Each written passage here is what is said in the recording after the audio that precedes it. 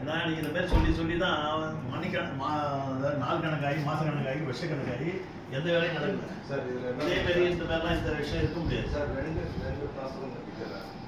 ரெண்டு விதமாக கட்டிட்டேன் சார். ஒன்று வந்துட்டு அந்த ஃபுல் ப்ராஜெக்டை வந்து 110 கோடி எடுக்கிறதுக்கு கேட்டுருவோம் சார். இதில் வந்துட்டு ப்ராஜெக்ட் எடுத்தோம்னா அவங்க ஷிப் பண்ணணும். அதுக்கு நேரடி வீடு தேர்ந்தெடுத்து அதில் ஷிப் பண்ணுறதுக்கான செலவுக்கு ஒரு 5 கோடி கேட்டுருவோம் சார்.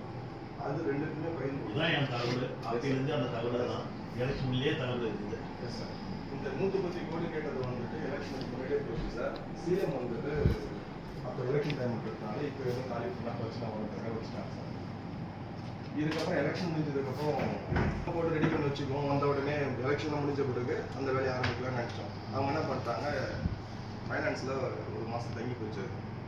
கரெக்டாக எம்சிசி பீரியடை கனெக்ட் பண்ணி திருப்பி எம்சிசி பீரியடுக்கு பாகம் பாகமாக கட்ட முடியுமான்னு சொல்லுங்க. அதுக்கு விசிலமாக இருந்தால்